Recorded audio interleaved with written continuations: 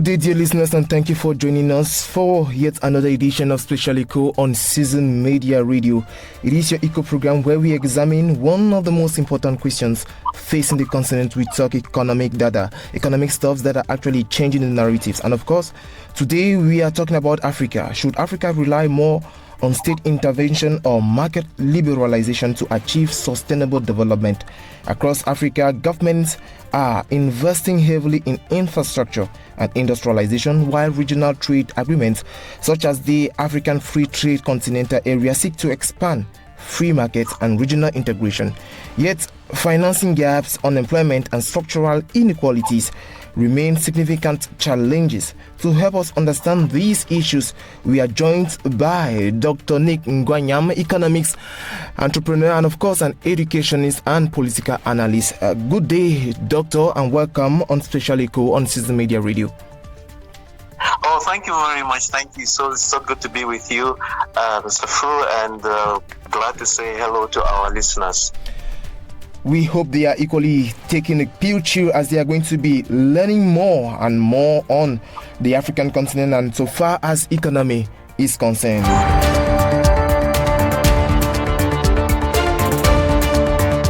Welcome back, dear listeners. It is Fu William on the mic, and of course we are talking about a sensitive issue in today's digital era, or rather in today's African economy. What Africa's economic crossroads between state intervention and market liberalization. And Dr. Nick Ngwanyam is our guest for today.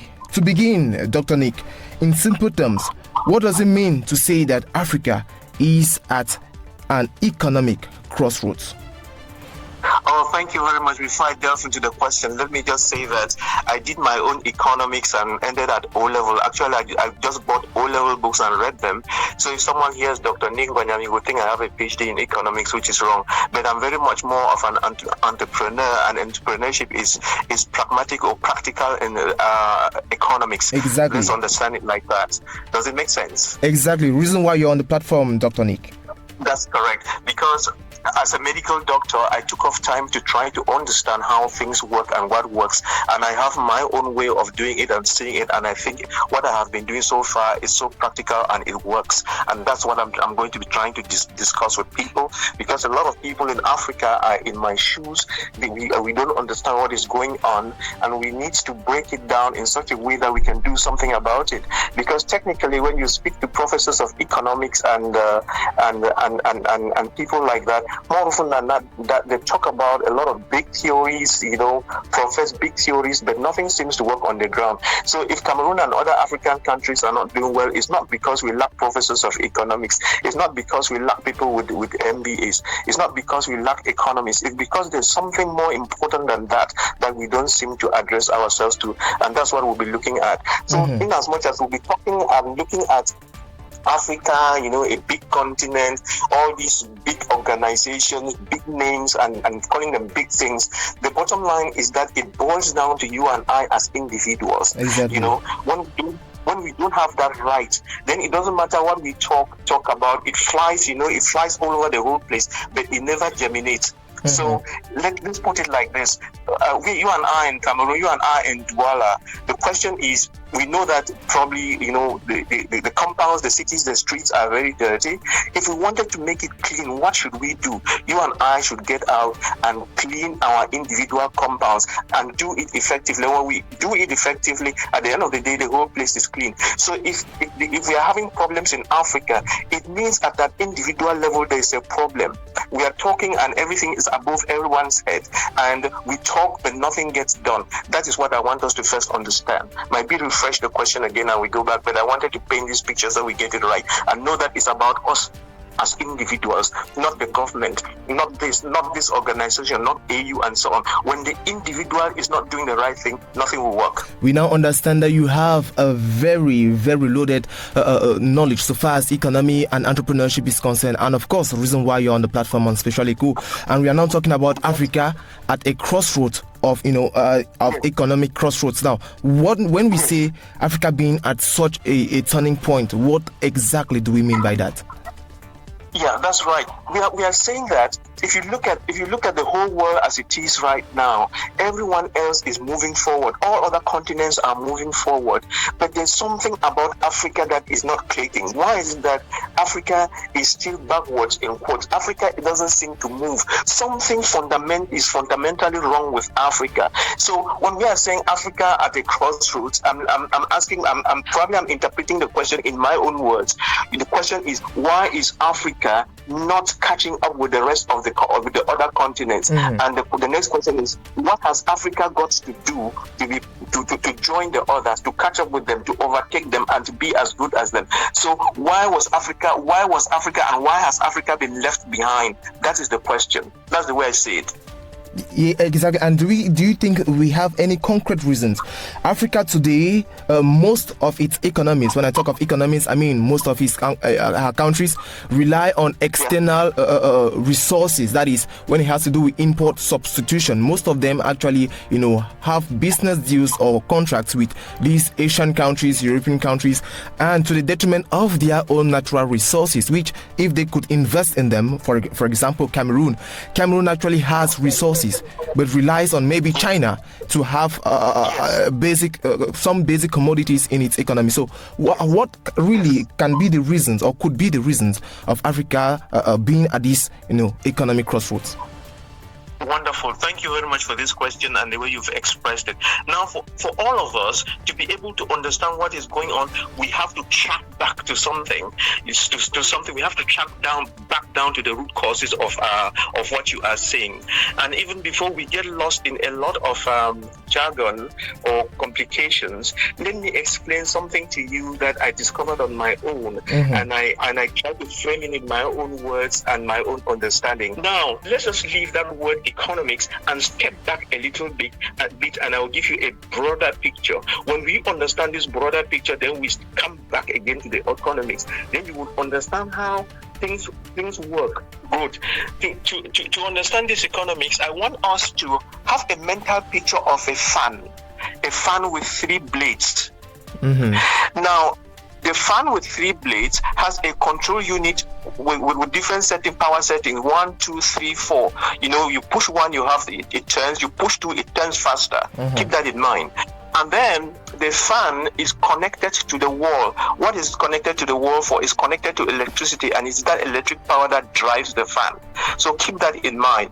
Like I said, on the fan blades, we need to write the word politics, and another one economics, on the third one development, and then the string that is leading, that is bringing electricity to the fan, we call it education. So these are the 4 things that go together.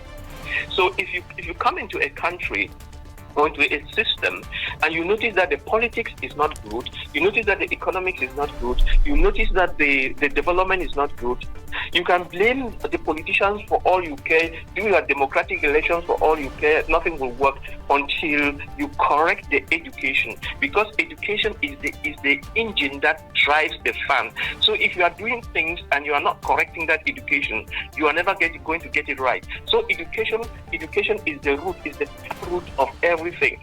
And therefore, as we will be talking, you will see the kind of education that we need to be able to drive Africa forward. So as long as Africa stays with this type of education that we have, we are going nowhere. We can scream from morning to evening, attend all seminars and what have you, we are still going to fail. That said, let us go back a little bit again. What is politics? Because if you were to ask a lot of people what is politics, they will talk from morning to evening and still get nothing out of it.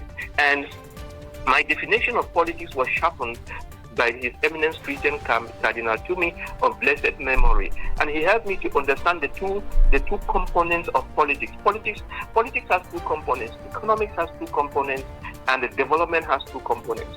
What is politics? Politics, number 1, is make sure that good policies are put in place, and B, make sure that those policies are respected to the letter. That's all. That's what politics and all this parliament and government is all about. Make sure that you put in place good policies.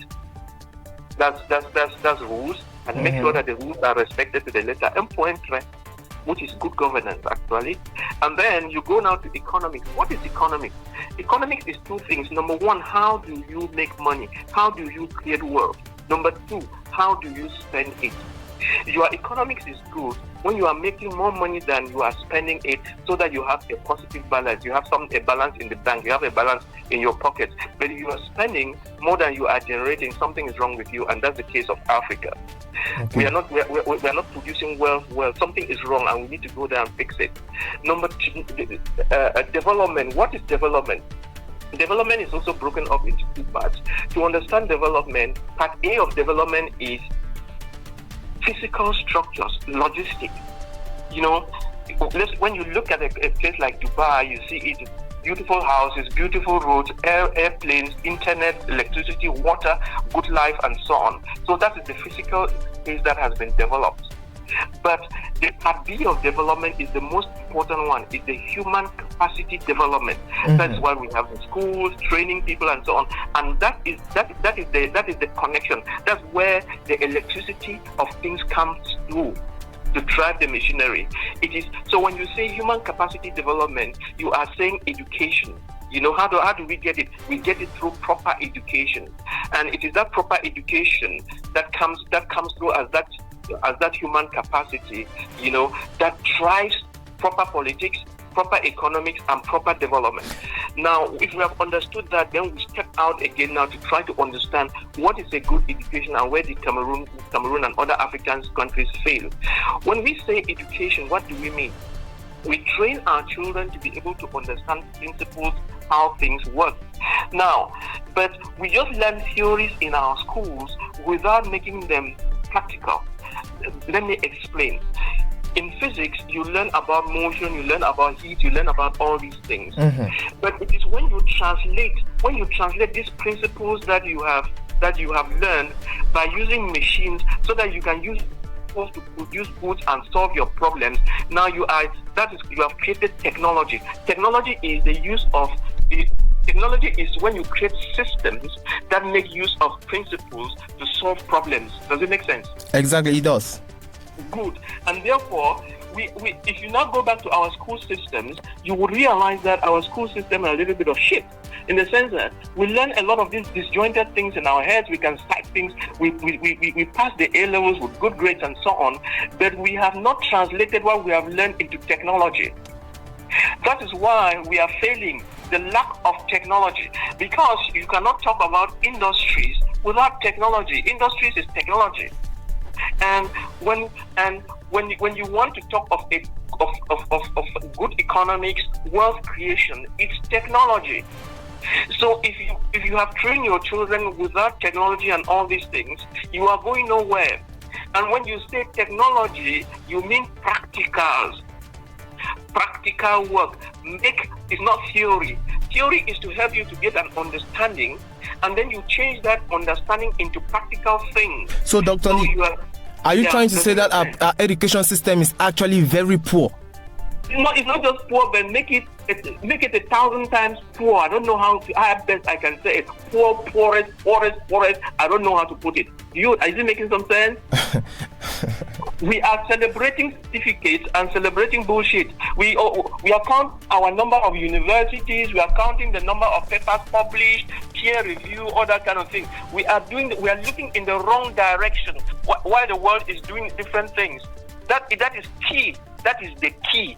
Lack of skills, lack of technology, the lack of the inability to translate what we have studied into practical things.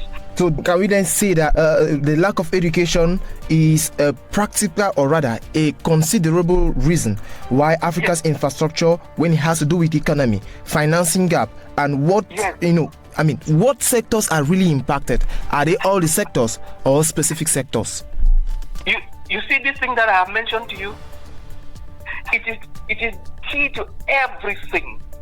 So if you have in place bad politicians who do not understand principles, the economics will be bad, the development will be bad. It doesn't matter what you do. Nothing is going to work. Bring all the money, all the trillions that you have in America, give that money to Africans, and the money will disappear into the dustbin, and nothing will change. That is the bottom line. So the problem of Africa is not money. Neither resources. Yes, it's neither resources. Until you fix the key thing that is hurting us, If you don't fix that key thing and you keep pouring in resources and thinking that it's about resources, it's about seminars, you are doing the wrong thing. You are riding the wrong horse, and you can ride it for 1,000 years. Nothing will change. So the problem of Africa is the lack of the proper mindset, is the lack of the proper education. It's not money, it's not resources. It's about the lack of the capacity to build systems that work. That's the problem. So, faced with this challenge, what role can the government play, or is it, should it stem from the individual? Because we understand that in every society, policies are made, to actually help develop the society. Now, if this society is void of a government which is reliable, of its reliable and actually respectful of its citizens, do you think the government actually has a crucial role to play in this, or the individuals should be left alone to decide on whether to or not? You see, when we talk about government defines the what, the how, and the why. Mm-hmm. What should we do? Why should we do it? And how should we do it? So, the government is key. Government solves some problems, but government does not solve all problems. Okay. Yes, and that is the error we have to correct. Because in a country like Africa, or let's say in another country like Africa, in a country like Cameroon, a lot of people sit and fold their arms and expect that is the government to solve the problem, which is wrong. And also, government gave the wrong indicators, thinking that if the government does not get up to solve problems, nobody should move. So the government has been sending out conflicting information into the society. The government has its roles to play, and the people have their role to play. We understand that the government equally has a role to play, just like the individuals. Yes, and however, critics argue that excessive state intervention into societies or into issues of the society can actually lead to corruption, inefficiency, and debt accumulation. Do you think these concerns are justified? Yes, they are justified. Whenever we talk about a system needs balance. Every system needs balance. No system works when there is no balance. And so there must always be an equilibrium, and there must always be checks and balance. There must be a balance. Mm-hmm. What do I mean? Let's go back to our soup that we cooked again. So when we have to cook a stew, you need the meat, you need the water, you need the tomato, the salt, and the spices. There must be a balance, or otherwise you'll not be able to eat that soup. You understand what I'm saying? You get you. Too much salt is wrong. So when you come to a third world nation where the government is putting a lot of, it's controlling too much, and without even knowing what they are controlling, because that's another thing. When we say the government is controlling, first of all, yes, okay, they are controlling, but do they know what they are doing? Are you getting what I'm saying? That's another question. But you don't know what you're doing. Controlling is one thing, knowing what you are doing is another thing. What are you, So when you come to a place where people have been trained, civil servants are trained to work for the government, and they are controlling when they do not understand how entrepreneurship works, there will be a danger to the nation. They tend to kill the chicken that lays the golden egg. Does that make sense? It makes a lot of sense, Doctor. Yes, that is what has been happening in African countries. So a lot of people are controlling, but they are reading the textbook control. They are not pragmatic. That's another good word that we should need. Pragmatism. Mm-hmm. Talking theory is one thing. Being practical on the field is another word. Yes. Yes. And pragmatism is what wins. So perhaps the real issue could be choosing, because from your explanations we understand that Africa is facing a huge problem, the one that has to do with lack of adequate education, which actually boils down to living a huge consequence, that is mismanagement of funds, on pragmatism, and so on and so forth. Now when we talk about Africa and these economies and these different issues that are actually plaguing our economy, what can we say could be the right model to see an African or Africa that is developed, that is educated, that is not dependent on international or other continents, and what could be the real model for African countries to be autonomous? Thank you very much. To answer your question, I didn't just get to where I am by accident. Mm-hmm. I was intentional in what I was doing. And I removed I'm a medical doctor, but I want to understand entrepreneurship, economics, and how things work, industry, all these things. So I had to learn how it works. I had to travel around the world to see how things work, how things are built. Why are we not doing the same thing in Africa? And I went around to America, I went to China, I understood. And then I like I said, I bought books in economics, I read and so on. Where is the difference? Now let me give you let me tell you something that I learned in America in 2006 and 2008. We were about 36 of us in 2006, and we went to America. With the we were sponsored in quotes by the U.S. Embassy in Yaoundé. Mm-hmm. And we went to Washington. And what was the goal of it? America was trying to help Cameroonian businessmen to work with American businessmen so as to bring up the level of activity and business in Africa. So America wants to help Africa, not by giving us handouts, by training Africans to catch fish, and by giving Africans a field to play on. Mm-hmm. Are you getting the point? We are all yes. Because the Americans are giants. When they try to connect with Africa, there's always failure, and they were trying to overcome these points of failure by getting close to African investment and trying to show them where the gaps are and trying to help them hold their hand and pull them along. Mm-hmm. That's where my mind opened a lot when I went to America, to Washington. Before we went to Washington, I could not think of a business project beyond 50 million. I'll get a heart attack. But after 2 weeks of being with those Americans in one room, I was able to talk about a project of 5 billion without blinking. Mm-hmm. So there was mental elevation. So the way you think is how you. If your capacity to think is what determines what you get, and it is this thinking that Africans don't have. You have to be able to think beyond and then see things out there that don't exist, see things that are in the clouds, then learn the technique of sending your hand into the cloud and pulling them out of the cloud, putting on the table and giving them a concrete form. That's what we need to learn. Because everything in America comes big. Everything in America, you need to see their industries, their everything. And when they're talking billions. They're not talking your chicken feet here. And our thinking is small. And one thing that they commented about us business people in Africa is that we are very dishonest. That's the first thing.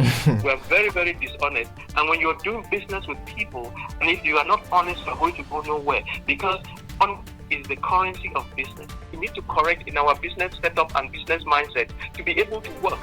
So now they showed us. And let me tell you something about Exim Bank. The Exim Bank is the Export-Import Bank of America. There's also Exim Bank in China and so on. Mm-hmm. But what was Exim Bank proposing for us to do in Africa? Exim Bank was saying, now, you African businessmen, what we want you to do is you can import whatever you want from America, including the industries and everything, and go and set up in your countries. But what we would like you to do is bring up 15% of the cost of whatever you want and pay up front. Then Exim Bank would cover the 85% for you, and you can take your thing, go and start working, doing your business and so on. Then you can pay us back, the 85% with this interest rate, for this length of time. So are you seeing the support they were giving us? Yes, sir. Good. And then Overseas Private Investment Corporation, what is that? In Overseas Private Investment Corporation, that means you, a Cameroonian business person with a good idea and so on, you can lock horns or join hands with an American firm, and then the American firm would invest, in what you are doing, where the American owns a minimum of 40% of whatever you are doing. You can own 60%, but at least the American should have 40%. Mm-hmm. And then you work together, and then you drive things forward until such a time that you can close the deal, and the American goes, moves out, and you continue. These are all platforms that could help Africa to grow. There's no way you can grow without doing things like this. So we understand that in the many things that African countries and Africa as at large could take as an advice is from external, or rather from other continents like Asia, the Americas, is honesty in business, because they could actually be educated, actually be talented, and if they are not honest, if trust is not actually being applied, they could lose huge opportunities. Yes. So now, looking ahead, from 10 years to 20 years from now, what economic path should Africa follow to achieve sustainable and inclusive growth, in order to draw the curtains for today's edition of Special Eco? Thank you very much. So you see that all this time we have been laying the groundwork and the framework for going forward. And I was just giving you examples so we can see where we've been going wrong. Just before I answer this question of yours, let me just add another little thing. You heard about AGOA. Did you hear about AGOA? Yes. The African Growth Opportunities Act. So we were told in 2006 in America about AGOA. And what is AGOA? AGOA just was an open door, an open window into America for business. And the president in America has signed the act saying that if you are a good company in Cameroon, in Africa, or anywhere, manufacture whatever you want. Don't import something and then send from China and send to America. No, manufacture what you want to manufacture in Cameroon to international standards. Load 1,001 containers as you care, no restriction. Put them on the ship.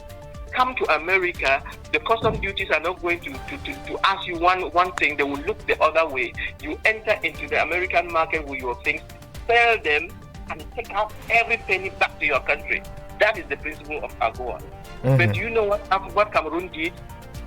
What exactly? Nothing. Not one penny. Did you get me? Got you. That is our problem. That is our problem. We are given the opportunities, but because of our poor education, we don't know how to use it. And the thing expired, and the thing has come now. Donald Trump has come now with tariffs, and we are crying all over the whole place. We are crying when we are unable to produce anything. So economics is about producing product or a service and being able to sell it. As long as you are producing nothing, and as long as you are selling nothing, you'll be broke. When it comes to the African economy, we are just selling raw materials from time immemorial and want to continue in that lane. Watch my lips. Nobody who sells raw materials can ever be rich. That's the bottom line. So as long as Africa stays on the lane of selling raw materials, you can as well know that we are poor and broke. And it has a consequence. The consequence is that the Chinese and the others are going to come here, and they have already started to overtake us in technology. Like if you look at the mining of gold in the East, they bring their equipment and their savoir-faire and are mining the gold and taking it away and are beating our people. So that's what will happen. And when they will tip the balance over, Cameroon will no longer belong to Cameroonians. If you like, you would have a Cameroonian president and Cameroonian ministers, but it will be foreigners that will be ruling your nation, and all Cameroonians, including their president and ministers and army, will be slaves. That is the danger we are running through for all African countries. And the only way to get out of it is to make sure that we change our educational system to be able to learn from China how did China turn around its industries and business. Learn from China, learn from Singapore, learn from South Korea, learn from Finland, learn from Germany, learn from Japan, learn from Holland. And what are they doing? We do the same things. If we don't do the same things, we are in for a deal. Thank you so much, Dr. Nick Ngwanyang. We recall that you are actually an entrepreneur as well, economist. Thank you so much for answering present on Special Echo on Season Media Radio, Dr. Nick. Thank you very much. Before I go away, let me recommend 4 books that every African should read, whether you like it or not. And one disease with Africans is that we don't like reading. And when you don't read, you get lost out. Now, when I say reading, you can read the printed text. You can follow the right material on YouTube and learn. And what I will recommend these 4 books. Every African should learn it. Book number 1, Think and Grow Rich by Napoleon Hill. Exactly. Book number 2, Why A students Work for C students and B students work for the government. Book number 3, The seven Principles of Highly Effective People by Stephen Covey. Okay. Book number 4, There Is No Excuse by Brian Tracy. And if you can understand the things that are written in this book and put them to use, Africa will wake up from its slumber. And before I go, let me say that there are 5 ways of making money or creating wealth. The first one is being an employee. It has its limitations. Most Africans are employees. The second one is being self-employed. It is good, but it's not the best. The third one is being a businessman, creating a system that makes money for you even when you are sleeping. You employ a minimum of 100 to 1,000 people and so on, and they are turning the machine for you to make money. What about the fourth? And then the fourth one is being an investor like Dangote or Baba Dampolo. And the fifth? Then the fifth one is being a thief.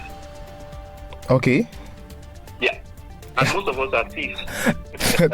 Thank you so much, Dr. Nick. It is on that note.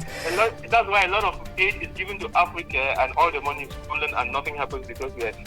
It is on that note that we're going to draw the curtains for today's edition of Special Echo on Season Media Radio. Dear listeners, the time is out. We didn't see the time passing by because the topic was so interesting. Thank you so much, Dr. Nick. It is, of course, a pleasure having you on board. Dear listeners, we take a break, or rather, we put a stop to this edition and we take another appointment for yet another edition when it is going to be Friday next week, same time on Season Media Radio. Until then, stay blessed and keep on listening to Season Media and following all our programs on all our platforms.